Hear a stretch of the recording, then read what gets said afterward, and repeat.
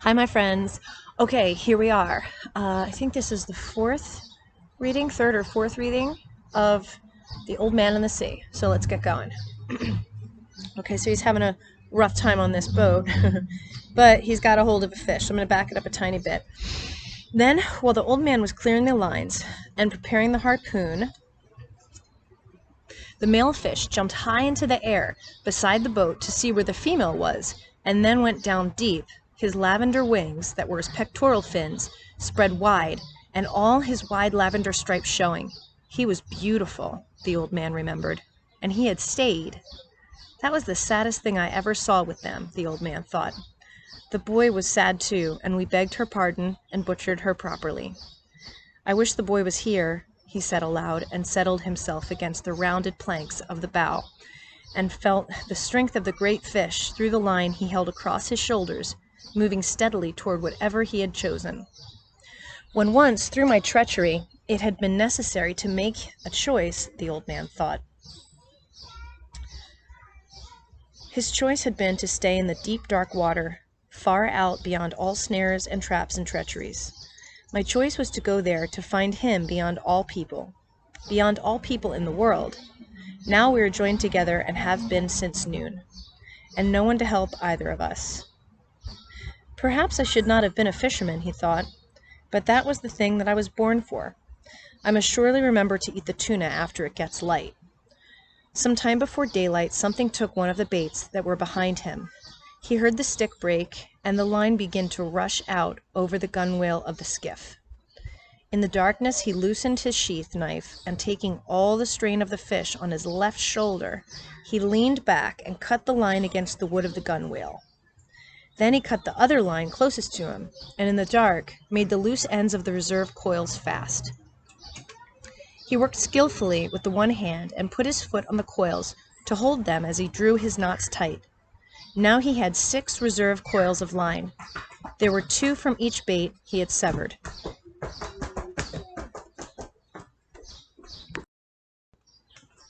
Sorry, I had to pause. Okay. After it's light, he thought, I will work back to the 40-fathom bait. After it's light, he thought, I will work back to the 40-fathom bait and cut it away too, and link up the reserve coils. I will have lost 200 fathoms of good Catalan cardle, and the hooks and leaders. That can be replaced. But who replaces this fish if I hook some fish and it cuts him off? I don't know what that fish was that took the bait just now. It could have been a marlin or a broadbill or a shark. I never felt him. I had to get rid of him too fast. Aloud he said, I wish I had the boy. Loves that kid. But you haven't got the boy, he thought. You have only yourself, and you had better work back to the last line now, in the dark or not in the dark, and cut it away and hook up the 2 reserve coils. So he did it. It was difficult in the dark, and once the fish made a surge that pulled him down on his face and made a cut below his eye. The blood ran down his cheek a little way, but it coagulated and dried before it reached his chin, and he worked his way back to the bow and rested against the wood. He adjusted the sack and carefully worked the line so that it came across a new part of his shoulders, and, holding it anchored with his shoulders, he carefully felt the pull of the fish, and then felt with his hand the progress of the skiff through the water. I wonder what he made that lurch for, he thought. The wire must have slipped on the great hill of his back. Certainly his back cannot feel as badly as mine does. But he cannot pull this skiff forever, no matter how great he is. Now everything is cleared away that might make trouble, and I have a big reserve of line. All that a man can ask.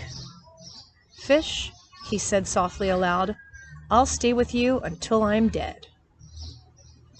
He'll stay with me too, I suppose, the old man thought, and he waited for it to be light.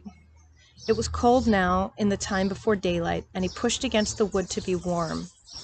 I can do it as long as he can, he thought, and in the first light the line extended out and down into the water. The boat moved steadily, and when the first edge of the sun rose, it was on the old man's shoulder. He's headed north, the old man said. The current will have set us far to the eastward, he thought. I wish he would turn with the current. That would show he was tiring. When the sun had risen further, the old man realized that the fish was not tiring.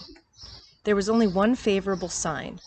The slant of the line showed he was swimming at a lesser depth, and that did not necessarily mean that he would jump, but he might. God, let him jump, the old man said. I have enough line to handle him. Maybe if I can increase the tension just a little, it will hurt him, and he will jump, he thought. Now that it is daylight, let him jump so that he'll fill the sacs along his backbone with air, and then he cannot go deep to die.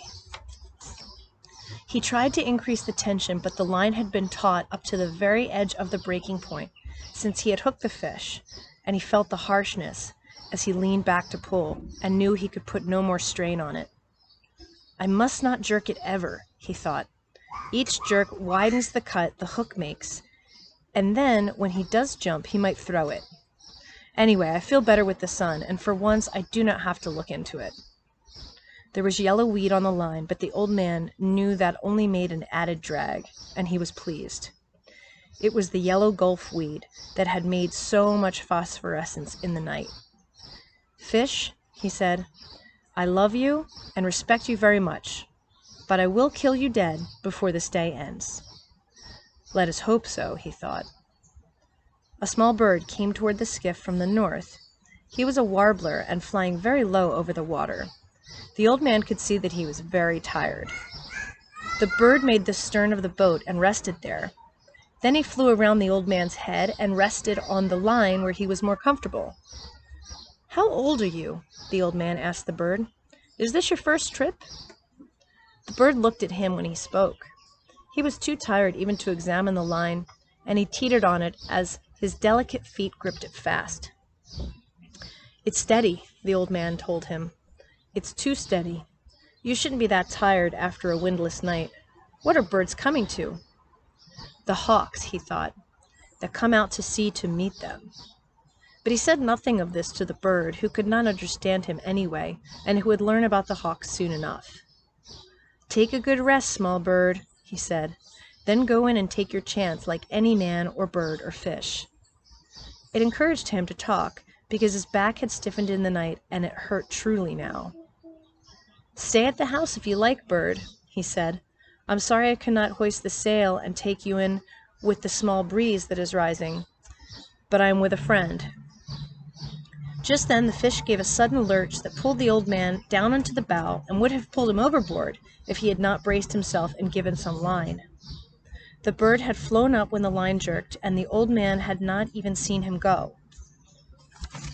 He felt the line carefully with his right hand and noticed his hand was bleeding. Something hurt him then. Then he said aloud and pulled back. He said aloud, right, something hurt him then, he said aloud, pulled back on the line to see if he could turn the fish. But when he was touching the breaking point, he held steady and settled back against the strain of the line. You're feeling it now, fish, he said, and so, God knows, I am. He looked around for the bird now, because he would have liked him for company. The bird was gone. You did not stay long, the man thought, but it is rougher where you are going until you make the shore. How did I let the fish cut me with that one quick pull he made? I must be getting very stupid. Or perhaps I was looking at the small bird and thinking of him. Now I will pay attention to my work, and then I must eat the tuna so that I will not have a failure of strength. I wish the boy were here and that I had some salt, he said aloud. Shifting the weight of the line to his left shoulder and kneeling carefully, he washed his hand in the ocean and held it there, submerged, for more than a minute, watching the blood trail away and the steady movement of the water against his hand as the boat moved. He has slowed so much, he said. The old man would have liked to keep his hand in the salt water longer, but he was afraid of another sudden lurch by the fish, and he stood up and braced himself and held his hand up against the sun. It was only a line burn that had cut his flesh, but it was in the working part of his hand. He knew he would need his hands before this was over, and he did not like to be cut before it started. Now, he said when his hand had dried, I must eat the small tuna. I can reach him with the gaff and eat him here in comfort. He knelt down and found the tuna under the stern with the gaff, and drew it toward him, keeping it clear of the coiled lines. Holding the line with his left shoulder again, and bracing on his left hand and arm, he took the tuna off the gaff hook and put the gaff back in place. He put one knee on the fish and cut strips of dark red meat longitudinally from the back of the head to the tail. They were wedge-shaped strips, and he cut them from next to the backbone down to the edge of the belly. When he had cut 6 strips, he spread them out on the wood of the bow, wiped his knife on his trousers, and lifted the carcass of the bonito by the tail and dropped it overboard. I don't think I can eat an entire one, he said, and drew his knife across one of the strips. He could feel the steady, hard pull of the line, and his left hand was cramped. It drew up tight on the heavy cord, and he looked at it in disgust. "What kind of hand is that?" he said. "Cramp then, if you want. Make yourself into a claw. It will do you no good." Come on, he thought, and looked down into the dark water at the slant of the line. Eat it now, and it will strengthen the hand. It's not the hand's fault, and you have been many hours with the fish, but you can stay with him forever. Eat the bonito now. He picked up a piece and put it in his mouth and chewed it slowly. It was not unpleasant. Chew it well, he thought, and get all the juices. It would not be bad to eat with the little lime, or with lemon, or with salt. Chew it well, he thought, and get all the juices. It would not be bad to eat with a little lime, or with lemon, or with salt. How do you feel, hand? He asked the cramped hand that was almost as stiff as rigor mortis. I'll eat some more. For you. He ate the other part of the piece that he had cut in 2. He chewed it carefully and then spat out the skin. Ugh. How does it go, hand? Or is it too early to know? He took another full piece and chewed it. It is a strong, full-bodied fish, he thought. I was lucky to get him instead of Dolphin. Dolphin is too sweet. This is hardly sweet at all, and all the strength is still in it. There's no sense in being anything but practical, though, he thought. I wish I had some salt, and I do not know whether the sun will rot or dry what is left.